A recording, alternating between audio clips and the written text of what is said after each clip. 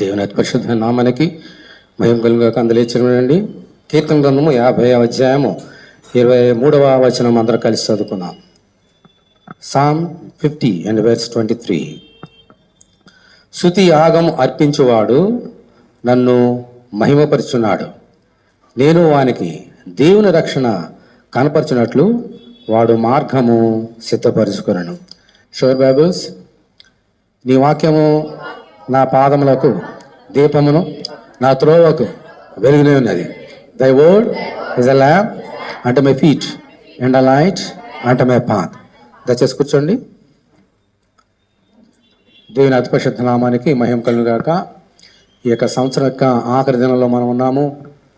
ఒకసారి మనం పరీక్ష చేసుకోవాల్సిన సమయం వచ్చింది. మరి సంవత్సరం ఆఖరి దినాల్లో మనం ఉంటుండగా చాలామంది ఈ లోకంలో బిజినెస్ చేస్తున్నవారు కానీ వ్యాపారాలు ఇలా ఇంకా ఏదైనా సరే ఈ సంవత్సరం ఆఖరిన కూర్చొని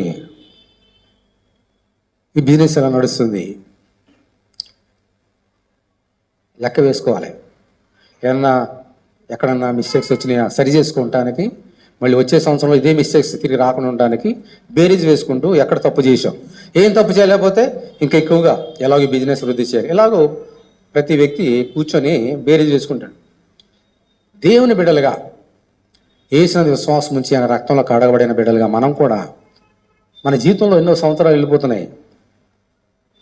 గతించిన సంవత్సరానికి ఈ సంవత్సరానికి నా జీవితంలో శరీర సంబంధం కాదు ఆత్మ సంబంధంగా నాలో అయినా మార్పులు వచ్చినాయా? దేవునికి ఇంకా దగ్గర అయినా దూరం అయిపోయినా? ఈ నూతన సంవత్సరంలోకి దేవునికి దగ్గర కావాలా దూరం కావాలా? దగ్గర కావాలని నేను ఏం చేయాలి? ఈరోజు నేను దూరం అయిపోయినాను, ఈ లోక స్నేహం చేసి రంగురంగుల కళను చూసి మోసపోయా, దీన్ని ఎలా వదిలించుకోవాలి? అలాగ మనం ఒకసారి కూర్చొని పరీక్ష చేసుకుంటే దేవునికి మందిరంలో దేవుడు మనల్ని దీవిస్తాడు. నూతన సంవత్సరంలోకి సంతోషంగా ఆనందంగా నూతనమైన సమర్పణతోటి వెళ్ళగలుగుతాం. అంచేత దేవుడు నిన్ను ప్రేమించి ఈరోజు చెప్తున్నట్టు మాట, స్తుతియాగము చేయవాడు ఏం చేస్తున్నాడంటమ్మా? నన్ను మహింపరుచున్నాడు. నా రక్షణ, దేవునికి రక్షణ వానికి కనపరిచినట్లుగా తన మార్గాన్ని సిద్ధపరచుకుంటున్నాడని మనం చదువుకున్నాం. ఇప్పుడు 50వ కీర్తన 23వ వచనంలో మన మార్గాన్ని సిద్ధపరచుకోవాలి. మన మార్గంలో పయనం చేస్తున్నాం. కొన్ని గంటల్లో మనం నూతన సంవత్సరానికి వెళ్ళబోతున్నాం. మన మార్గాలు ఎలాగున్నాయి? నేనే మార్గము, నేనే సత్యము, నేనే జీవమనే ఆ మార్గం గుండా వెళ్తున్నామా? ఈ లోక మార్గంలో రంగురంగుల లోకంలోకి వెళ్ళిపోతున్నామా? ఒకసారి మనం పరీక్ష చేసుకోవాలి. ఇవన్నీ పరీక్ష చేసుకుందాం. మరి దేవుడు మనతో మాట్లాడుతున్న మాటలు చక్కగా విందాం. దేవుడు ఈరోజు 5 సంగతుల ద్వారా మాట్లాడుతున్నాడు. చాలా క్లుప్తంగా మనకున్న సమయంలో మనం ధ్యానం చేసుకుందాము. మొట్టమొదటిగా చూడండి, ఎప్పుడైతే మనము ఇందాక చెప్పిన రీతిగా మన యొక్క మాటలన్నింటిని కూడా దేవుని దగ్గర పెట్టుకొని, ప్రభువా నాకు మార్గం సరళం చేయి, నా మార్గం సిద్ధపరచు అని ఎప్పుడైతే ఒక నిర్ణయం తీసుకున్నావో కార్యం చేయాలి. ఏంటో కార్యము? ఒక చూడండి, మొట్టమొదటిగా చూసుకొని 5 సంగతులకు వెళ్దాం. సామెతల గ్రంథము 28:13 ఎవరైనా చదవండి. సామెతలు 28:13. అతిక్రమములను దాచిపెట్టేవాడు వర్ధిల్లడు, అయితే వాటిని ఒప్పుకొని ఏం చేయాలమ్మా? విడిచిపెట్టేవాడు కనికరం పొందును. ఈరోజు మన దేవుడు మాటలో మాట్లాడుతున్నాడు. ఏమైనా పరీక్ష చేసుకుందాం మన హృదయాన్ని దేవుని దగ్గర. దేవునికి వ్యతిరేకమైన కార్యాలు ఉంటే మనం ఏం చేయాలమ్మా? వాడిని ఒప్పుకొని ఏం చేయాలా? దాచిపెట్టుకోవాలా? విడిచిపెట్టేసేయాలా? దాచిపెట్టుకుంటే ఏమవుతుంది? కనికరం రాదు మన దగ్గర నుంచి. దేవునికి మనం కనికరించడం, ఆయన రక్తంతో కడగడం, పాపంలో కూరుకుపోతాం. ఊబి ఒకసారి దిగామంటే ఊబి పైకి రాలేం. ఏమవుతుందాం? ఊబి ఏం చేస్తుంది? లాగేస్తుంది, కిందకి వెళ్ళిపోతాం అంతే. అటువంటి పాపపు ఊబులను మనం రావాలనంటే ఇప్పుడు దేవుడు మనతో మాట్లాడుతున్న 5 సంగతుల్లో ఏ విషయంలో తప్పుపోతున్నామో మనం పరీక్ష చేసుకొని దేవుని దగ్గరికి రావాలి. మన పాపలు ఏం చేయాలో ఒప్పుకోవాలి. మొట్టమొదటి సంగతి దేవుడు మనతో ఏం మాట్లాడుతున్నాడు విందాం. మొట్టమొదటి సంగతి 16వ వచనం 50:16. భక్తిహీనులతో దేవుడు ఇట్లు సెలవిస్తున్నాడు, నా కట్టడలు వివరించడం నీకేం పని? నా నిబంధన నీ నోట వచించదేమి? దిద్దుబాటు నీకు అసహ్యం కదా, నువ్వు నా మాటలు నువ్వు వెనుకకు త్రోసి వేసేదేవు అంటున్నాడు. మనం ఏంటనమాట? దేవుని దగ్గర కావాలంటే మనం ఏం చేయాలి? ఇక్కడ ఏమన్నాడు? భక్తిహీనులతో చెప్తున్నాడు మాట. భక్తిహీనులు ఏం చేస్తారంట? నా దిద్దుబాటు నీకు అసహ్యం కదా. దిద్దుబాటు వాళ్ళకి ఇష్టం ఉండదంట. దేవుని దగ్గరకు వచ్చి పాపలు ఒప్పుకోవడం వాళ్ళకి ఇష్టం ఉండదు. నువ్వు నా మాట వెనక త్రోసి వేసావని చెప్తున్నాడు. నువ్వు భక్తిహీనుడివి, నీతో నాకేంటి పని అంటున్నాడు దేవుడు. అటువంటి భక్తిహీనుల గుంపులో మనం ఉండకుండా ఉండాలనంటే దిద్దుబాటు మనకు కావాలి. భక్తిహీనులకి ఏముండదమ్మా? దిద్దుబాటు ఉండదు. అంటే చేసిన తప్పును ఒప్పుకోరు, ఇంకా ప్రభుగా క్షమించని అడగరు. మనం భక్తిహీనులు కాకుండా భక్తిమంతులుగా ఉండాలని అంటే మనం ఏం చేయాలమ్మా? మనం దిద్దుకోవాలి, తప్పులు దిద్దుకోవాలి. తప్పు చేయమని ఎవరు ఉన్నారు ఈ లోకంలో? అందరూ చేసిన వారమే. తప్పులు దిద్దుకుని వాడు కనికరం పొందును. ఈరోజు అందుకని మాట్లాడతాను. ఈరోజు ఈ సంవత్సరం ఆకర్షణలో మొట్టమొదటి సంగతి ఏంటి? ఈరోజు మన మీద మనం పరీక్ష చేసుకున్న ఈ సంగతులు ఏ విషయం తప్పుతున్నాం? 18వ వచనం, నీవు దొంగను చూచినప్పుడు వానితో ఏకీభవించదవు, వ్యభిచారులతో నీవు సాంగత్యము చేసేదవు అంటున్నాడు దేవుడు. ఎవరు చెప్తున్నారు ఈ మాట? నేనా దేవుడా? దేవుడు అంటున్నాడు మనతోటి. ఏమంటున్నాడమ్మా? నువ్వు ఒకసారి వెనక తిరిగి ఒకసారి చూసుకో, ఈ తప్పులు నీలో ఉన్నాయేమో. ఏంటివి? నీవు దొంగను చూసినప్పుడు వానితో ఏకీభవించదవు. రెండవది వ్యభిచారములతో నువ్వు సాంగత్యం చేసేదవు అంటున్నాడు. ఈ రెండు ఏమిటమ్మా? ఎక్కడ చెప్పబట్టి ఇవన్నీ కూడా? దేవుడు మనిషిందా మనం చదువుకున్నాం, 10 ఆజ్ఞలు ఉన్నాయి ఇవన్నీ కూడా. అమ్మా 6వ ఆజ్ఞ ఏంటి? దొంగతనం చేయవద్దు. 7వ ఆజ్ఞ ఏంటి? వ్యభిచారం చేయవద్దు. అంటే ఉదాహరణకి 2 ఆజ్ఞలు చెప్పాడు అక్కడ, కానీ 10 ఆజ్ఞలు మనము పాటించాలి. ఉదాహరణకి ఏమన్నాడు? దొంగతనం చేయవద్దు అన్నాడు. దొంగలతో నువ్వు సాంగత్యం చేయదు. దొంగలతో నేను సాంగత్యం చేస్తే నేనేమవుతాను? నేను దొంగనైపోతా. వ్యభిచారులతో నేను సాంగత్యం చేస్తే నువ్వేమవుతావు? నువ్వు కూడా అలాగైపోతావు, వ్యభిచారిగా మారిపోతావు, వ్యభిచారిణిగా మారిపోతావు. దొంగతో సాంగత్యం చేయవద్దు, వ్యభిచారులతో సాంగత్యం చేయొద్దని చెప్తున్నాడు. అలాగే 10 ఆజ్ఞల్లో ఏ విషయంలో తప్పుపోతున్నామో ఈరోజు మనం పరీక్ష చేసుకోవాలి. ప్రతి వారం 10 ఆజ్ఞలు ఎందుకు చదివిస్తున్నామమ్మా? ఇందుకోసమే. ఏదైనా తప్పు చేస్తున్నామా 10 ఆజ్ఞల్లో, ఏ విషయం సరిచేసుకుందామా అని మనం ఏం చేయాలమ్మా? పరీక్ష చేసుకోవాలి. దిద్దుబాటు ఉండాలి మన దాంట్లో, మన హృదయంలో. అందుచేత దేవుడిచ్చిన 10 ఆజ్ఞల్లో ఏ విషయంలో అయినా మనం తప్పుపోతున్నామా పరీక్ష చేసుకోవాలి. ఏమైనా తప్పుపోతే ఏమొస్తుందమ్మా? పాపంలో వచ్చే జీతము మరణము. అందుకని ముందుగా చెప్పేశాడు ఆయన, ఈ 10 ఆజ్ఞలు తప్పుపోయా నీకు మరణం వస్తుంది. కాబట్టి నువ్వు దిద్దుబాటు ఉందా ఈ లోకంలో? మొదటి కీర్తనలో మొట్టమొదటి ఏముందమ్మా? చదవండి. కీర్తనలో మొదటి వచనం కావచ్చు, చదవండి. దుష్టుల ఆలోచన చొప్పున నడవద్దు, పాపుల మార్గాన. తర్వాత అపహాసకులు కూర్చుని చోట కూర్చోద్దు అంటున్నాడు. ఎందుకు చెప్తున్నాడు ఇవన్నీ? అలా చేసాం, అపహాసుల దగ్గర కూర్చున్నావు అనుకోండి, అలా మారిపోతావు. నువ్వు అపహాసుడుగా మారిపోతావు. దొంగ దగ్గర కూర్చున్నా దొంగ మారిపోతావు. అబద్ధాలు చెప్పేవారితో నువ్వు సాహసం చేస్తే నీలోంచి వచ్చిన అబద్ధాలు వస్తాయి. మందిరం రాకుండా ఇంటి దగ్గర గడిపేవారితో నువ్వు సాహసం చేస్తే ఇంటి దగ్గర ఉంటావు, మందిరం రావు. అలాగే ఏదైనా సరే, దురాశ కానీ, వ్యభిచారం కానీ, నరాశ కానీ, ఏదైనా అంతే. దేవుని మాటలు, దోషణ మాటలు మాట్లాడిన ఏదైనా కూడా అటువంటి వారితో నువ్వు సాంగత్యము చేయకూడదు. నీ సహవాసం ఎవరితో ఉన్నది ఈరోజు? యేసుక్రీస్తుకి మంచి పేరు ఉంది. ఏంటమ్మా పేరు? ఆయన ఏంటి? యేసుక్రీస్తు పేరేమో తెలుసా? పాపులకు స్నేహితుడు. నీ స్నేహం ఎవరితోటి? యేసుతోట? ఈ లోకంతోట? ఎవరితో ఉండాలి నీ స్నేహం? యేసుతో ఉండాలి స్నేహం. అప్పుడు ఈ దొంగతనం, వ్యభిచారం, ఇంకా దురాశలు, నరహత్యలు ఇవన్నీ కూడా దేవుడు ఏం చేస్తాడమ్మా? బయట తీసుకొస్తాడు. అందుచేత మనందరం కూడా దిద్దుబాటు ఉండాలి. దేవుడిచ్చిన 10 ఆజ్ఞల్లో ఏ విషయం తప్పుపోతున్నామా? లేఖనం ఏం చెప్తుందో ఒకసారి చూడండి. లేఖనం ఏం చెప్తుందో ఒకసారి చూద్దాం. యాకోబు పత్రిక 2వ అధ్యాయం తీయండి అందరూ కూడా. యాకోబు పత్రిక, ఏప్రిల్ రాసిన పత్రిక తర్వాత ఉంటుంది. యాకోబు 2వ అధ్యాయము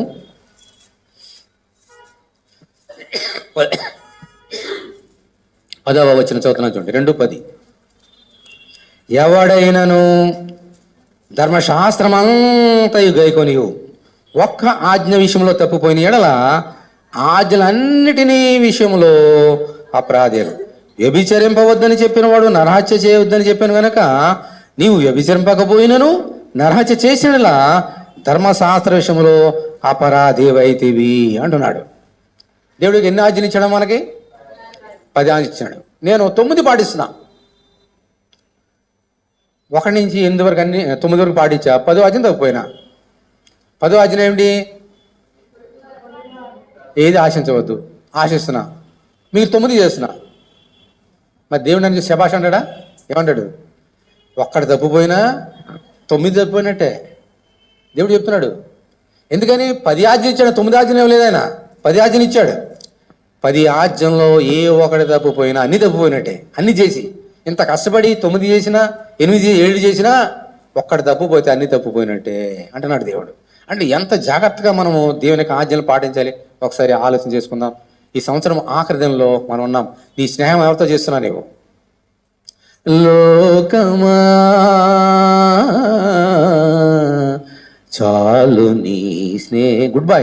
చాలు నీ స్నేహం, కొద్దు పో.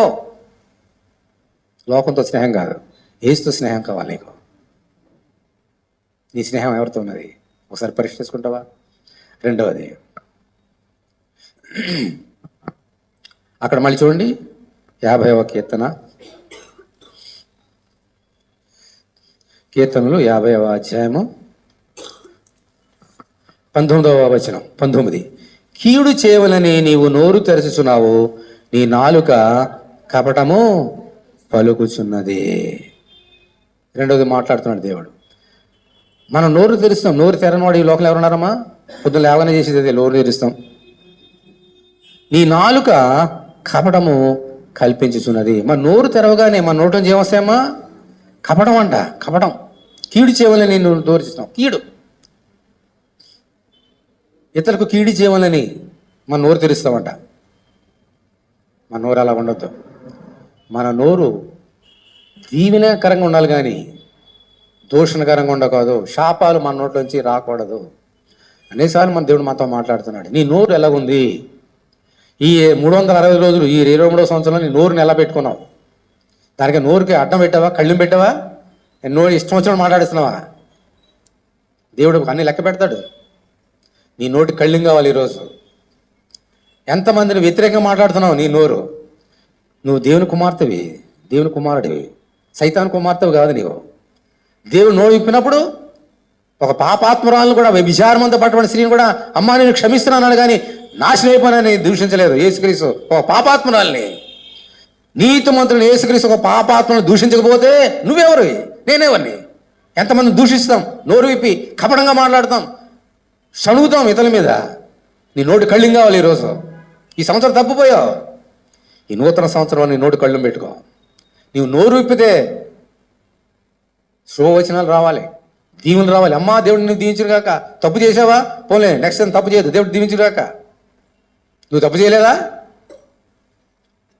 నేను తప్పు చేయలేదా? మనం తప్పులు చేసి ఇతరులని దూషించడం అనేది నరకంతో సమానం.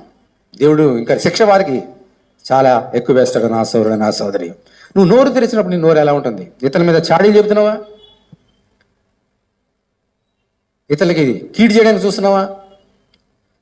దేవుడు ఏమన్నాడు చూడండి. కొలసీలకు రాసిన పత్రిక, మళ్ళీ ఇక్కడ వద్దాం. కొలసీలకు రాసిన పత్రిక 4వ అధ్యాయం.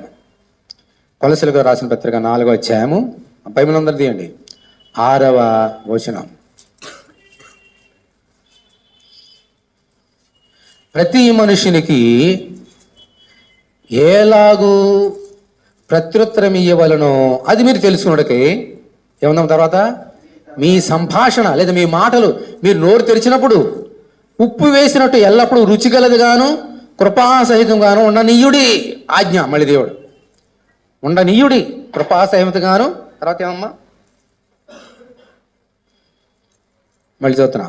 మీ సంభాషణ ఉప్పు వేసినట్టు ఎల్లప్పుడూ రుచికరంగాను కృపాసహితంగాను. ఇది దేవుడు అందరితో నాతోటి నీతోటి అందరితో మాట్లాడుతున్నాడు. చక్కని వంటలు వండుకున్నాం, కావాల్సిన మసాలా దినుసులు అన్నీ వేసాం. ఎంత శ్రేష్టమైనవి, కేరళ నుంచి స్పైసెస్ ప్రసిద్ధి, అక్కడ తెప్పించి వేసాం. చక్కగా వండాం, సువాసన ఘుమఘుమలాడుతున్నాయి. ఉప్పు వేయటం మర్చిపోయావు. ఎలా ఉంటుంది అది? ఆ కూర కానీ అన్నం కానీ ఎలా ఉంటుందమ్మా? బాగుంటుందా? నువ్వు అన్నీ మానేసేయి, ఆ మసాలా దినుసులన్నీ మానేసి, అన్నీ మానేసేయి, ఎంత ఉప్పు ఎలా ఉంటుంది ఆ అన్నం కానీ కూర కానీ? ఎంత రుచికరంగా ఉంటుందమ్మా? ఉప్పులో మంచి గుణం ఉంది, రుచి. నీ నాలుగు అలా ఉండాలి. నువ్వు నోరు విప్పితే రుచికరంగా ఉండాలి నీ మాటలు. శూలంలో గుచ్చుకోకూడదు, కత్తిలా పొడుచుకోకూడదు ఇతరులకి. తర్వాత ఏమన్నా? కృపాసహితం. కృప. ప్రభు మాట చంపేస్తున్నాడు, బళ్ళింతో పొడి చేస్తున్నారు. ఏమన్నాడమ్మా ఆ నోరు తెరిచి? తండ్రి వీరేం చేస్తున్నారో వీరెరుగు కనుక వీరిని క్షమించు. అది కృపాసహితం మాటలంటే. బళ్ళింతో పొడిస్తే ఎలా ఉంటుంది? మనం మాటలు అలా పొడుస్తాం కొంతమందిని. అలాగే యేసుక్రీస్తుని పొడుస్తున్నారు బళ్ళింతో. నిజమైన బళ్ళం, మాటలు కాదు. మాటలు పొడిచారు ఎంతముందు, ఇప్పుడు బళ్ళింతో పొడుస్తున్నారు. నోరుపి ఏమన్నాడమ్మా? తండ్రి వీరేం చేస్తున్నారో వీరేరు వీరు క్షమించు. నీ నోరు ఎలాగుంది? నీ నోరు ఎలాగుంది? నా నోరు ఎలాగుంది? ఇక్కడ కృప, ఇక్కడ రుచి ఉందా నీ నోటిలో? ఈ 360 సంవత్సరం తప్పుపోయావేమో, నీ ఇంట్లో కానీ సంఘంలో కానీ బయట కానీ ఈరోజు దేవునితో మాట్లాడుతున్నాడు. నీ నోరు ఈరోజు మారిపోవాలి, నీ నోరులో రుచికరంగా ఉండాలి ఈరోజు. దేవుని స్తోత్రం, హల్లెలూయ. మూడో సంగతి చూద్దాం. మళ్ళీ 50వ కీర్తన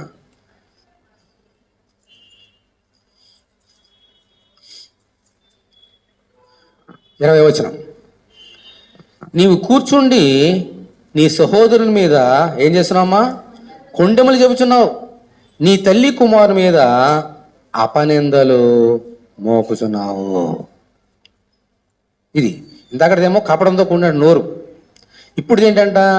సహోదరు మీద కొండెములు చెబుతున్నావు, నీ తల్లి కుమారు మీద అపనిందలు, నిందలు, నేరం మోపడం అన్నమాట. అది సొంత వారు కావచ్చు, బయట వారు కావచ్చు, మందిరంలో కావచ్చు, నువ్వు పనిచేసే చోట కావచ్చు, ఎక్కడైనా సరే ఇతరుల మీద మనము నింద వేయకూడదు, అపనిందలు వేయకూడదు, నేరం మోపకూడదు. అది ఎవరైనా సరే, నీ భార్య కావచ్చు, నీ భర్త కావచ్చు, నీ బిడ్డలు కావచ్చు. తప్పు చేయని వారు ఎవరు లేరు, సరిదిద్దుకునే దిద్దుబాట్లు ఉన్నాయి. కానీ కపటంగా నీ సహోదరు మీద కానీ, సహోదరుని రక్త సంబంధం కావచ్చు, సహోదరుడు అంటే మనందరం సహోదరులేము కదా, నేరం మోపొద్దు. చాలామంది ఏం చేస్తారమ్మా? తప్పు చేస్తారు కానీ ఒప్పుకోరు. ఏం చేస్తారు? నేరాన్ని ఇతరుల మీద వెతుకుతారు. అంతేనా? మరి ఎక్కడ నేర్చుకునేవన్నీ? మన తల్లి నేర్పింది మనకి, మన అమ్మగారు నేర్పారు. ఎవరు అమ్మగారు? అవ్వగారు. అమ్మ ఈ తోటలో ఫలం ఏం తినవద్దు అని చెప్పాడు దేవుడు. మొట్టమొదటి తిన్నది ఎవరు? తినేసి ఆ భర్తకి ఇచ్చాడు. అమ్మా భర్త కూడా తిన్నాడా లేదా? 6 నెలలు సహవాసం చేస్తే ఏమవుతుందంట? వీరు మారు. ఈ 6 నెలలు కాదు, ఎన్ని సంవత్సరాలు కాపురం చేశాడో ఆదం గారు అవ్వతోటి. దేవుడు వచ్చాడు, ఫలం తినవద్దని చెప్పి తప్పు చేశావు కదా, ఎందుకు తిన్నావు? నేనేం తిన్నాను? ఆవిడ ఇచ్చింది నేను తిన్నా, నాదేం తప్పు అన్నాడు. నేరం ఏం చేశాడే లేదా? ఆమె చేసింది ఈయన కూడా చేశాడే లేదా? ఏం చేశాడు ఈయన? నేరం ఎక్కడికి వెళ్ళిపోతాను? ట్రాన్స్ఫర్. నాదేం తప్పులేదు, నా పక్కడేమో తీసుకొచ్చి కదా నా భార్య అని, ఆమె ఇస్తే తిన్నాను, నాదేం తప్పులేదు అన్నాడు. తప్పు ఒప్పుకున్నాడా? సొంత భార్య మీదే నేరం మోపాడు, అపనింద. సరే దేవుడు మన తల్లి దగ్గరికి వచ్చాడు. అమ్మ నువ్వేం చేశావు? నాదేముంది ప్రభువా, ఆ సర్పాన్ని సృష్టించావు కదా, అది నన్ను మోసపుచ్చింది, అందుకే తిన్నా, నాదేముంది అంటుంది ఆమె. మళ్ళీ ఏమేం చేస్తుంది? ట్రాన్స్ఫర్. ఎవరు తప్పులు ఒప్పుకోరు ఎప్పుడు కూడా ఇతరుల మీద మాట. స్కేప్ కోట్ అంటే అందుకనే స్కేప్ కోట్ అంటే మన యేసుక్రీస్తుని అలా చేసింది ఈ లోకం. మన తప్పులన్నీ వారి మోవడం, దోషారోపణ చేయడం. చేసిందేమో మనం, తప్పులన్నీ ఏం చేస్తాం? ఇతని మీద గెండుదాం. ఎందుకని? మనం తప్పించుకోవడానికి. మనుషుల దగ్గర, ఈ చట్టం దగ్గర, ఈ లోకంలో చట్టాలన్నీ గుడ్డివి. ఇక్కడ మనం తప్పించుకోవచ్చు, కానీ దేవుని చట్టం ముందు మనం తప్పించుకోలేము. ఎందుకని? మనుషులు ఈ చట్టాలు పై రూపాన్ని చూస్తే, దేవుడు లక్ష్య పెట్టుకున్నాడు. ఓకే, నువ్వు ఎవరైనా ఎన్నిసార్లు నేరం మోపావు నువ్వు మీ ఆయన మీద, ఎంతమంది మీ ఆవిడ మీద, మీ బిడ్డల మీద తప్పులు మనం చేసి ఎంతల మీద ఎంతమంది నెట్టేస్తాం మనం? తప్పు. ఎందుకు తప్పు తెలుసా? లోకసువార్త 6వ అధ్యాయం. లోకసువార్త 6వ అధ్యాయము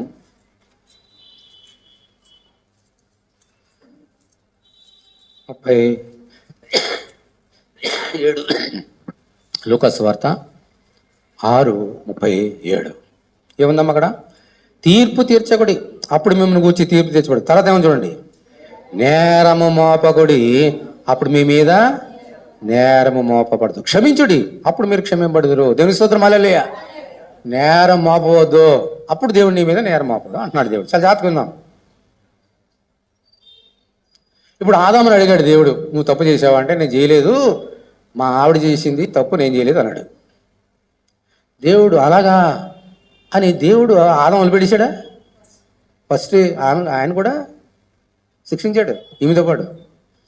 నేరాన్ని నేను తప్పించుకొని ఇతరులు మోపినంత మాత్రాన దేవుని శిక్షను నేను తప్పించుకోలేను. అర్థమైందా? నా తప్పును నేరం ఇతరులను మెట్టినా దేవుడు నాకు ఇచ్చే శిక్ష ఆగదు, వస్తుంది, నా నెత్తి మీదకి వస్తుంది. ఎవడు చేసిన తప్పు వాడి నెత్తి మీదకి వస్తుంది. అంచేత ఆదాము నేరం భార్య మీద మోపిన దేవుడి శిక్ష మాత్రం తప్పించుకోలేడు. అలా కాకుండా ఆదాము గారు, మన తండ్రి గారు, ప్రభువా ఏదో తెలిసి తెలియక తప్పు చేసిందైనా నా భార్య క్షమించు, ఆ మాట నేను కూడా తప్పు చేసినా క్షమించు అని అంటే ఎలా ఉండేది ఒకసారి ఆలోచించండి. ఈ సృష్టి ఇలా ఉండేది కాదు. ఇప్పుడు యేసుక్రీస్తు ఈ లోకంలో వచ్చే అవసరం ఉండేది కాదు. ఆయన చేసిన తప్పు వల్ల యేసుక్రీస్తు రావాల్సి వస్తుంది ఈ లోకంలో. ఆ రోజు కనుక ప్రభువా నన్ను క్షమించిన ఆయన, నా భార్యను క్షమించిన అడుగుంటే ఈ లోకం ఇంకోలాగా ఉండేది. వారు అడగలే. ఎప్పుడు చూసినా మా తప్పులు ఒప్పుకోవడం ఇతరుల మీద మోపేయడమే. ఈ 365 సంవత్సరం, 23వ సంవత్సరం జనవరి వరకు ఈ రోజు వరకు నువ్వు చేసిన తప్పుల్ని ఎంతమంది మీద నువ్వు మోపావు ఒకసారి ఆలోచన చేసుకో. దేవుడి దగ్గర అన్ని లెక్క ఉంటుంది, చిట్టా పడుతుంది. ఆయన దగ్గర అన్ని లెక్క ఉంటుంది. ఈరోజు నువ్వు పరీక్ష చేసుకోవాలి. అమ్మా నువ్వు ఇతరుల మీద నేరం మోపావా? మొట్టమొదటిగా నేరం మోపేది ఎవరి మీద? మన మీద. అంచేత తప్పు చేసినప్పుడు ధైర్యంగా ఏం చేయాలమ్మా? ఒప్పుకోవాలి. అంతేగాని ఇతరుల మీద నెట్టొద్దు. ఒకవేళ నిజంగా నువ్వు తప్పు చేయనప్పటికీ కూడా నువ్వు జాగ్రత్తగా ఉండాలి. నేనేం తప్పు చేయలేదు నీతి మంది అనొద్దు. ఇతరులను క్షమించండి, పోన్లేండి తప్పు అని నువ్వు ఇతరుల మీద నేరం మోపకుండా వారిని క్షమించాలి తప్ప నేనేం తప్పు చేయలేదు. ఆయన ఏమన్నాడు? పరిచయుడు ఈ పాపాత్మ వల్ల నేను పాపం చేయలేదు అన్నాడు. నీ సంగతి చూసుకో, పక్కవాడి సంగతి నీకెందుకు? నువ్వు ఎలా ఉన్నావు చూసుకో. అసలు నీ సంగతే సరిలేదు. నీ కంట్లో దూలాలు ఉన్నాయి, ఎదురు కంట్లో నలుసులు ఉన్నాయి. పక్క వాళ్ళని పాపాత్మ నీవెందుకే నేరం మోపుతావు అతని మీద? ఇదిగో నీ మీద నేరం మోపుతానని దేవుడు నేరం మోపాడు అతని మీద. ఈ 365 సంవత్సరం లేదా గత సంవత్సరం నువ్వు పుట్టిన దగ్గర నుంచి ఇప్పటి వరకు ఎంతమంది మీద ఆ కారణంగా నువ్వు చేసిన తప్పుల్ని ఇతరులు నెట్టేయడానికి నువ్వు ప్రయత్నం చేసినావు. దేవుడు నిన్ను వదిలిపెట్టాడు. మార్చుకున్నాం అమ్మా. నూతన సంవత్సరంలో మార్చుకున్నాం. ఎన్ని నేర్చుకున్నాం? 3 నేర్చుకున్నాం. మొదటి సంగతి ఏమిటి? మొదటి సంగతి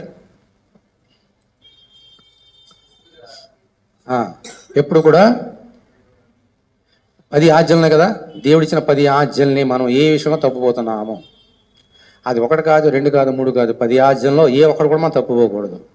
ఆజ్ఞలు తప్పుపోతున్నాం. ఒక్కటి తప్పుపోయినా అన్ని తప్పుపోయినాడు. కాబట్టి మరి ఈ గత సంవత్సరంలో ఎన్ని ఆజ్ఞలు తప్పుపోయినా ఈరోజు పరీక్ష చేసుకుందాం. నూతన సంవత్సరంలో ప్రభువా నీ ఆజ్ఞానుసారంగా జీవించినట్లుగా సహాయం దయచేసి వేరుకుందాం. రెండవది, మన సంభాషణ ఎలా ఉండాలమ్మా? ఉప్పు వేసినట్టుగా రుచికరంగా ఉండాలి మన భాషణ. మన నోరు విప్పగానే దోష మాటలు కాదు, తిట్లు కాదు, బూతులు కాదు, కృపాసహితమైన మాటలు రావాలి. ఇతరులకి రుచికరంగా ఉండాలి. మూడవది, మనం చేసిన తప్పులు ఇతరుల మీద మోపవద్దు. 4వది, మళ్ళీ రండి, మళ్ళీ కీర్తన గ్రంథము 50వ అధ్యాయం, కీర్తనలు 50, 4వ సంగతి నేర్చుకుందాం. కీర్తనలు 50,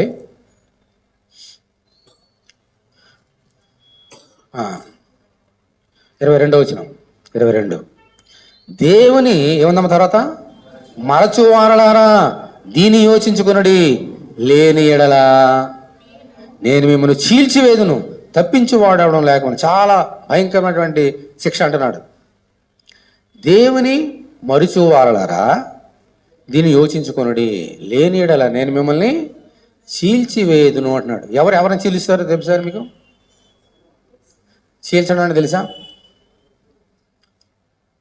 ఒక సింహము, అక్కడ మేక ఉందనుకోండి. సింహం ఏం చేస్తాము? మేకని చీల్చేస్తుంది. పట్టుకొని ఒక్క మెత్తు కూడా మిగలదు, అక్కడ ఒక ఎము కూడా మిగలదు, అలా చీల్చేస్తుంది. దేవుడు చెప్తున్నాడు నిన్ను చీల్చివేస్తానంటున్నాడు. సింహం వల్లే మళ్ళీ చీల్చివేస్తాడంట. ఎంత భయంకరమ్మా! ఎప్పుడు? ఎవరిని? దేవుడు చేసిన మేలను దేవుని మర్చిపోయిన వారిని. మీ చాలా మిస్టేక్ అందరూ చేసే తప్పు ఇక్కడే. చాలా చిన్నగా ఉంటుంది కానీ పెద్ద మిస్టేక్ ఇది. చీల్చేస్తాడంట. ఒక సింహము ఒక మేకపిల్లని చీల్చినట్టుగా. ఎన్నిసార్లు నువ్వు ఈ 365 సంవత్సరంలో దేవుని మర్చిపోయావు? దేవుని మర్చిపోవడం అంటే ఏంటి? మళ్ళీ 4వ ఆజ్ఞ ఏమిటి? విశ్రాంతి దినమును పరిశుద్ధ దినము ఆచరించటకు జ్ఞాపకం ఉంచుకో అంటే దాని అర్థం ఏంటి? ఇంకో రకంగా చెప్పే మర్చిపోద్దు అని అర్థం. విశ్రాంతి దినమును పరిశుద్ధ దినము ఆచరించడానికి జ్ఞాపకం ఉంచుకోండి. ఏంటి అది అర్థం? మర్చిపోవద్దు. రా. ఎన్ని ఆదివారం నువ్వు దేవుని మందిరం రావడం మర్చిపోయావు? నువ్వు చెప్పు. 52 వారాలు ఉంటాయి సంవత్సరానికి. ఈ 52 ఆదివారాలు ఎన్ని ఆదివారాలు వచ్చావు? ప్రతి సంవత్సరం మనం క్వశ్చన్ వేసుకుంటాం. అందరూ చేతులు ఎత్తండి. 52 ఆదివారాలు నేను వచ్చానన్నవారు చేతులు ఎత్తండి. దేవుని స్తోత్రం, హల్లెలూయా. మిగిలిన వారి సంగతి ఏమిటి? దేవుడి కంటే నీ లోకం ఎక్కువైందా? అంటే ఎన్నిసార్లు నువ్వు దేవుని మీద మాట మర్చిపోయావు, అన్నిసార్లు నువ్వేం చేసావు? దేవుణ్ణి మర్చిపోయావు. నేను చీల్చేస్తానంటున్నాడు దేవుడు. నన్ను మర్చిపోయావు నీవు. అలా చీల్చేశాడు ఇజ్రాయేల్ని దేవుడు. వారు ఈ విశ్రాంతిని ఆచరించలేదు ఇజ్రాయేలు. మీ సంగతి ఎలాగుందా? ఈ పాలు తేలుపు దేశం మీకు కాదు, వెళ్ళండి గంజి తినండి అని చెప్పేసి, విగ్రహారాధులు తిండి తినండి అని చెప్పేసి బబులోను దేశం తోలేశాడు దేవుడు. 70 సంవత్సరాలు, 70 years. ఎందుకని? దేవుడు మర్చిపోయారు కాబట్టి. ఈ లోకంలో ఎన్నో పనులు ఉంటాయి. ఆ పనులు చూసుకోవడానికి వెళ్తాం, వ్యాపారాలు చేసుకోవడానికి వెళ్తాం, ఉద్యోగం చేసుకోవడానికి వెళ్తాం. అదే రోజు ఊరు వెళ్ళాలంటే ఫంక్షన్ అంటే వెళ్ళిపోతాం ఆదివారం మానేసి. జాగ్రత్త సుమా. విశ్రాంతి దినం మనం పరిశుద్ధంగా ఆచరణ జ్ఞాపకం ఉంచుకో. అందుకని భక్తుడు ఏమన్నాడు? 103వ కీర్తన తీయండి. 103వ కీర్తన.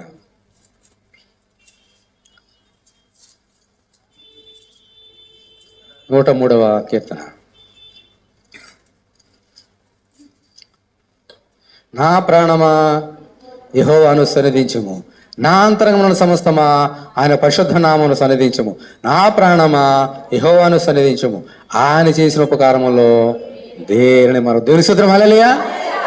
ఆయన చేసిన ఉపకారాల్లో దేని మరవద్దు. ఆయన అంటున్నాడు, మరవద్దు, నన్ను మరవద్దు. నీ చేసిన మేలు, దేవుని చేసిన మేలు మర్చిపోయినా ఆయన మర్చిపోయినట్టే కదా. రెండు ఒకటే. దేవుని మర్చిపోవడం అయినా ఆయన చేసిన మర్చిపోవడం అయినా ఒకటే, రెండు ఒకటే. మన జీవితంలో దేవుడు ఎన్నెన్నో మేలు చేస్తాడు. మంచి ఉద్యోగాలు ఇస్తాడు, మంచి జీవితాన్ని ఇస్తాడు, కానీ మర్చిపోతాం దేవుణ్ణి. ఆయనకి ఇవ్వాల్సిన ఘనతనేమో. ఆయన ఏమంటాడు? ఆయన చేసిన ఉపకారాలు దేని మారదని ఊరుకోలేదు. నా ప్రాణమా యెహోవాను సన్నిధించుము. నువ్వు నీ జీవితంలో దేవుడు చేసిన ప్రతి మేలు బట్టి everyday you have to give thanks అంటూ హిమ్. నీ జీవితంలో దేవుడు చేసిన, అది నీ ఆరోగ్యం కావచ్చు, నీ జీతం కావచ్చు, నీ పనులు కావచ్చు, ఏదైనా కావచ్చు, అది చిన్నది కావచ్చు పెద్దది కావచ్చు, ఆరోగ్యం కావచ్చు. వేరే మంచి సాక్ష్యాలు విన్నాం, చాలామంది చెప్పారు వేరే సాక్ష్యాలు. సాయంకాలం కూడా రాత్రి కూడా వినబోతున్నాం. ఇన్ని దీవులు నీకు ఇస్తున్నాడంటే నువ్వు దేని ఎందుకు మర్చిపోతావు? నువ్వు మనం అనుకుంటాం ఏది శాశ్వతము కాదు. ఓ మనుషుడా, రేపేమీ సంభవించినో నీకేం తెలియను. ఉడవున్న వాట్ హ్యాపెన్స్ టుమారో. నీ ఉద్యోగం నీకు శాశ్వతం కాదు, ఇప్పుడున్న లైఫ్ నీకు శాశ్వతం కాదు, నీ ప్రాణమే శాశ్వతం కాదు. అది గాలిలో పెట్టే దీపం, అది ఫూ అంటే పోతుంది. దేవుని చేతిలో ఉంది గాలి.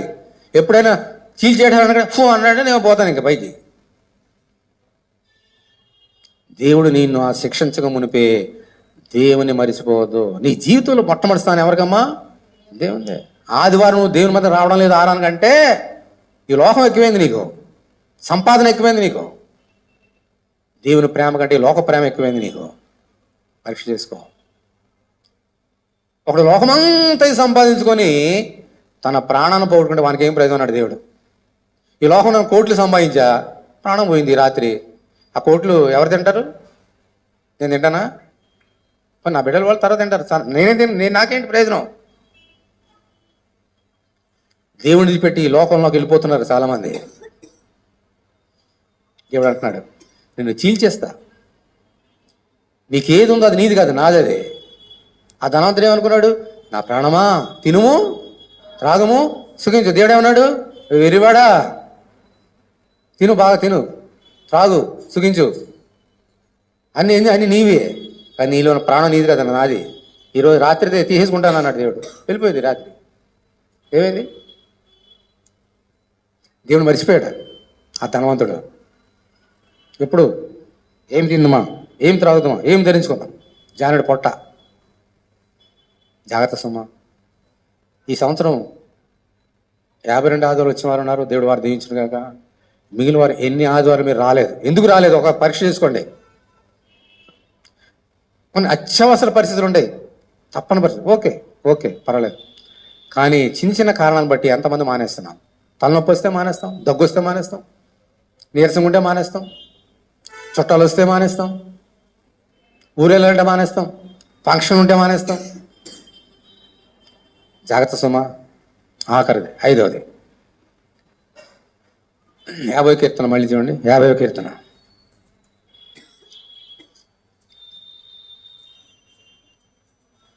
23వ వచనం. స్తుతి యాగము నర్పించువాడు నన్ను మహిమపరుచున్నాడు, నేను వారికి దేవుని రక్షణ కల్పించినట్లు వాడు మార్గం సిద్ధపరచుకున్నాడు. దేవుని స్తోత్రం హల్లెలూయా.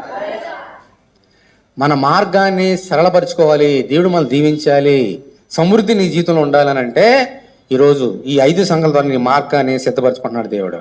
ఏంటి 5వది? స్తుతి యాగం అర్పించేవాడు నన్ను మహిమపరుచున్నాడు.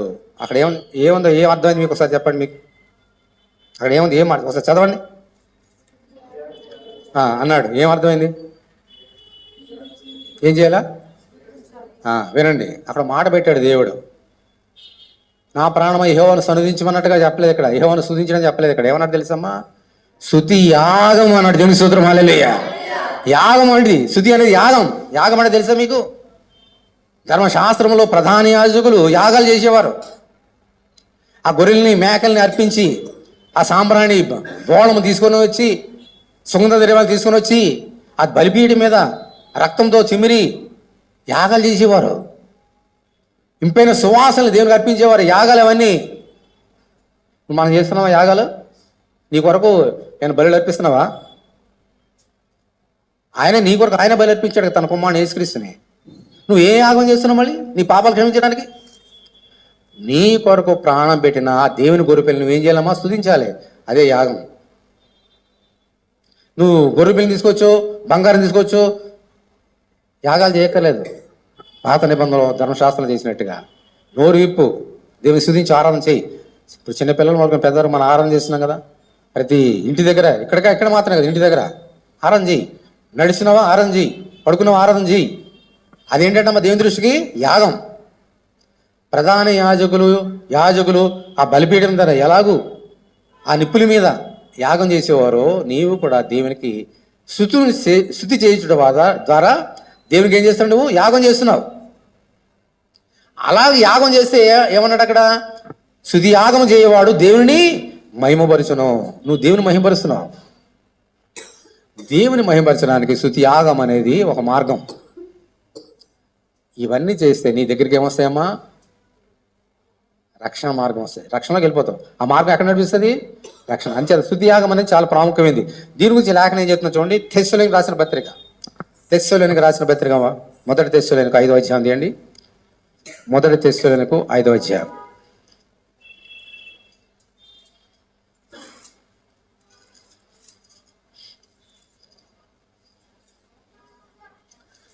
తీయండి. మొదటి తెస్సలోనికి 5వ అధ్యాయము 16-18 చదువుతున్నా చూడండి. 16-18 చదువుతున్నా వినండి. మొదటి తెస్సలోనికి 5వ అధ్యాయము 16-18. ప్రతి విషయమునందును ఏం చేయాలమ్మా? కృతజ్ఞతాస్తుతులు చెల్లించుడి, ఇలాగూ చేయుట యేసుక్రీస్తునందు మీ విషయములో దేవుని చిత్తము. ఏముంది అక్కడ? ప్రతి విషయములోనూ దేవునికి స్తుతి యాగము చేయండి, ఇలాగూ చేయుట మీ విషయంలో దేవుని చిత్తం. దేవుని చిత్తం అంటే ఇలా చేయాలని దేవుడు నిన్ను పుట్టించాడు, స్తుతి యాగం చేయమని. మళ్ళీ ఈ స్తుతి యాగం ఎలా చేయాలని చెప్తున్నాడు ఇక్కడ. స్తుతి యాగం చేయాలి, మార్గం సిద్ధపరచుకుంటాం. ఎలా చేయాలి స్తుతి యాగము? ఇక్కడ చెప్తున్నాడు. ప్రతి విషయమునందును స్తుతి యాగం చేయండి అన్నాడు. ఏంటి ప్రతి విషయం అంటే ఏంటి? ఇప్పుడు నీ దగ్గరకు వచ్చి ఎవరన్నా వచ్చి, అమ్మా ఈ ₹1,00,000 పట్టుకోమ్మా, నీ చేతులు పెడతాను ఆయన పెట్టేసి వెళ్ళిపోయాడు.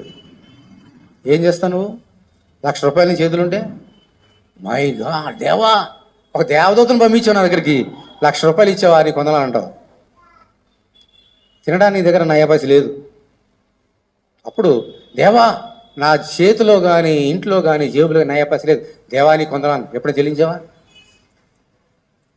ప్రభువా అందరూ తింటున్నారు, నా తినడానికి ఒక ముద్ద కాదు ఒక మెతుకు లేదు ప్రభువా, నీ కొందనాలు ఎప్పుడు చెప్పావా? ఎప్పుడు చూసినా వాళ్ళకుంది ప్రభా, వాళ్ళకుందనైనా నాకేది ప్రభా, వాళ్ళకుంది నాకు లేదు, దేవా నీ కొందనాలు ఎప్పుడు చెల్లించావా? లాజరు అది చేశాడు. అది అందుకని అబ్రాహాం రొమ్ము నాన్న కూడా తీసుకెళ్ళాడు దేవతతో వచ్చి. అతను నరకానికి పోయాడు ధనవంతుడు. ఆ ధనవంతుడేమో రోజు తినేవాడు బిర్యానీలు. ఈ లాజరు ఎక్కడ కొన్నాడమ్మా? అతను బెల్ల అక్కడి నుంచి పడే మొక్కలు వాళ్ళు పాడేసేవాడంట, కుక్కలతో పాడేసినట్టుగా. ఆ కుక్కలు తిన్నట్టు అతను కుక్కతో పాటు ఒక కుక్క వలె లాజరు తిన్నాడు. ఈ రోజు కూడా ఆ ధనవంతుడికి సముద్రం ఇచ్చావు, నాకెందుకు ఈ అన్నం పెట్టి కుక్కల వలె తినిపిస్తున్న ప్రభు అన్నాడా? దేవుని స్తుతించడం మానలేదు. అందుకనే చనిపోయినప్పుడు అబ్రహామును రొమ్మున ఆనుకోవడానికి తీసుకుపోయాడు దేవదూత వచ్చి. నీ సంగతి ఎలా ఉంది ఈరోజు నా సోదరుడు, నా సోదరి? అన్నీ ఉన్నప్పుడు దేవుని స్తుతించడం చాలా ఈజీ. నీ ఇంట్లో సమృద్ధి ఉన్నప్పుడు దేవుని దీవెనలు ఆశీర్వాదాలు కుమ్మరమణుల వర్షం వలె ప్రభువా ప్రైజ్ లార్డ్ ప్రైజ్ లార్డ్ హల్లెలూయా హల్లెలూయా అంటావు. నీ ఇంట్లో ఏమీ లేనప్పుడు దేవుని స్తుతిస్తున్నావా? రోగం వచ్చినప్పుడు దేవా దేవుని వందనాలు చెప్తున్నావా? మంచి ఆరోగ్యం ఉన్నప్పుడు దేవుని స్తోత్రం హల్లెలూయా. ఆరోగ్యం లేనప్పుడు ప్రభు ఇదే రోగం నాకు ఎందుకు వచ్చింది ప్రభువా అంటున్నావా? యోబు కూర్చొని చిల్లపెంగితో గోక్కుంటున్నాడంట.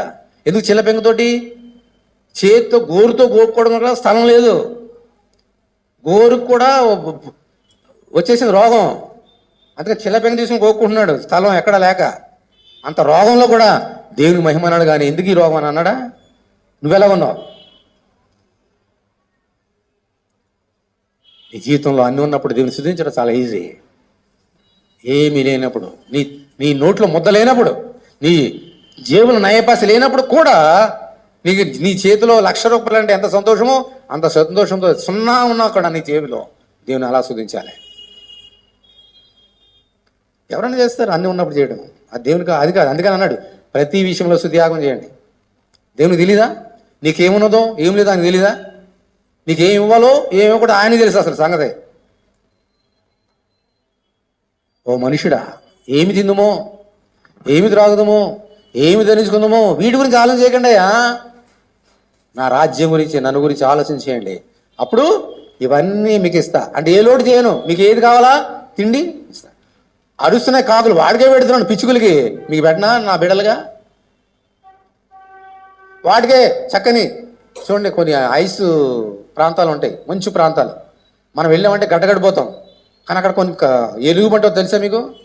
అంత -డిగ్రీ ఉన్నప్పుడు చక్కగా హాయిగా ఉంటుంది అది వెచ్చగా. ఎందుకని? అటువంటి వస్త్రాలు ఇచ్చాడు దానికి, అంతటి శరీరాన్ని ఇచ్చాడు దానికి.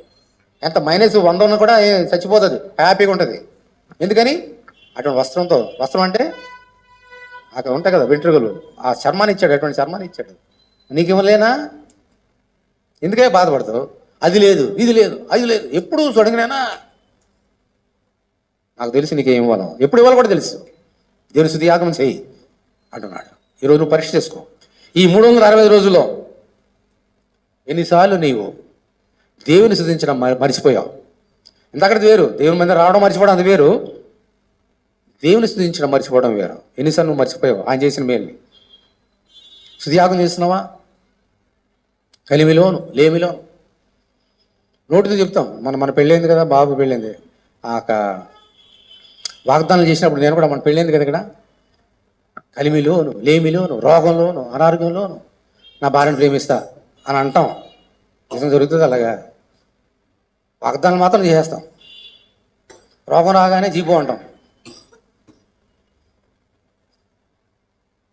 నీ జీవితం ఎలాగున్నా నా సోదరు నా సోదరి దేవుని స్తుతియాగం చేయటం మర్చిపోవద్దు. ఆకన మాట చెప్పి ముగిస్తాం. మళ్ళీ రండి 50వ కీర్తన. 50వ కీర్తన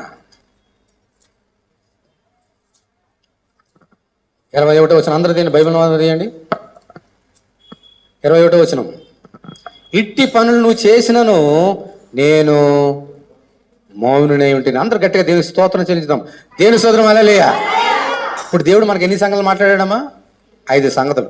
ఇట్టి సంగతులు మన జీవితంలో గతించిన కాలంలో చేసినాను ఆయన మౌనంగా ఉన్నాడు కాబట్టి ఈరోజు నువ్వు బ్రతకగలుగుతున్నావు. ఈరోజు నేను బ్రతకగలుగుతున్నా. ఈరోజు ఇన్ని విషయాల్లో అన్ని విషయాలు తప్పిపోయినప్పుడు కూడా ఆయన మౌనంగా ఉన్నాడంట. పోన్లే ఈరోజు కాకపోతే రేపైనా మార్చుకుంటారులే, ఇంకో సంవత్సరాన్ని ఇద్దాం, ఇంకో సమయం ఇద్దాం. అందుకే యేసుక్రీస్తు నీ గురించి కదా వచ్చాడు. ఆయన ఆ యేసుని చూసి ఆయన ఆగుతున్నాడు. ఆయన మౌను కాకుండా నోరిప్పాడా మాడి మసిపోతాం అగ్నిగుండంలో. ఇన్ని పనులు చేసినా ఈ 360 సంవత్సరంలో 23 సంవత్సరంలో నన్ను నేను సమాయించుకుంటున్నా, మౌనుకుంటున్నా. ఆయన నోరు తెరిచాడా? నువ్వు బ్రతకలే ఒక్క క్షణం కూడా. ఇట్టి పనులు చేసినను నేను మౌనం ఏమిటిని, అందుకు నేను కేవలం నీ వంటి వాడిని అనుకుంటేవి. అయితే నీ కనులు ఎదుట ఈ సంగతులు నేను వరుసగా ఉంచి నిన్ను గద్దించేదాను. ఎప్పుడు గద్దిస్తాడమ్మా? ఎన్ని తప్పులు చేసినా నేను హాయిగా ఉన్నానులే, నేనేం తప్పు అనుకుంటే ఆయన నోరు ఇప్పుతాడు, నేను గద్దిస్తాడు. నిలవలేవు. కాబట్టి దేవుడు నోరు తెరిచి నిన్ను గద్దించక మునిపే నువ్వేం చేయాలమ్మా? మన పాపములను మనము ఒప్పుకొని, ఈ 5 సంగతుల్లో ఏ విషయం తప్పుతున్నామో ఒప్పుకొని వాటన్నిటి విషయంలో దేవుని క్షమాపణ అడిగి నూతన సంవత్సరానికి వెళ్ళాలి. అందుకనే ఈ రక్తం ఉంది, అందుకని ఈ శరీరం ఉంది. ఏ విషయం తప్పుతున్నావు? ఏ విషయంలో నువ్వు తప్పుపోతున్నావు? నా సరే మొట్టమొదటి ఏంటమ్మా? దేవుని ఆజ్ఞలో ఏ విషయం తప్పుతున్నావు? వ్యభిచారము, దొంగతనం 2 మాట్లాడాడు, అది 10 పెట్టుకుందాం. ఏ ఆజ్ఞలో తప్పుపోతున్నావు? ఈ సంవత్సరం ఎన్నిసార్లు తప్పుపోయావు? పరీక్ష చేసుకో, ఒప్పుకో, ఇంక చేయకో, కడుక్కో. ఒకటైపోయింది. రెండోది ఏంటమ్మా? నీ నోరు ఎలాగుంది? కొంత నోరిప్పగానే ఇక్కడ మొదలెడితే మొత్తం అమీర్పేట వినపడుతుంది. ఇక్కడ నోరిప్పితే అక్కడ అమీర్పేట వెళ్ళిపితే ఇక్కడ వినపడుతుంది నాకు. ఇంకా దేని కూడా వినపడుతుంది సుమా. నోరులు జాగ్రత్త. 2. మూడవది, నేరం మోపొద్దు. నేరం మోపకో, నీ మీద నేరం మోపేస్తాడు. ఆయన చేసిన మేల్ని మర్చిపోవద్దు. 5వది, స్తుతియాగం చేయుట మరిచిపోవద్దు. దేవుని స్తోత్రం. హల్లెలూయా. ఈరోజు నువ్వు ఇలా ఉన్నావంటే దేవుని కృప. పోన్లే ఈ 2024 ఇస్తుంది కదా, అప్పుడు మారుతాలే అని చూస్తున్నాడు. మారుదాం ఈరోజు మనందరం కూడా, నీవు నేను అందరం మారిపోదాం. పరీక్ష చేసుకుందాం, బల్లోకి వద్దాం, ఒప్పుకొని కడిగేసుకుందాం. మన పాపం మనం ఒప్పుకొని నీడలా ఆయన నమ్మదగిన వాడును నీతిమంతుడు కనుక మన పాపాలు ఏం చేశాడమ్మా? క్షమించేసి సమస్త దుర్నీతిని ఏం చేశాడు ఆయన? దేవుని స్తోత్రం. హల్లెలూయా. అందులో లేచి చూడండి.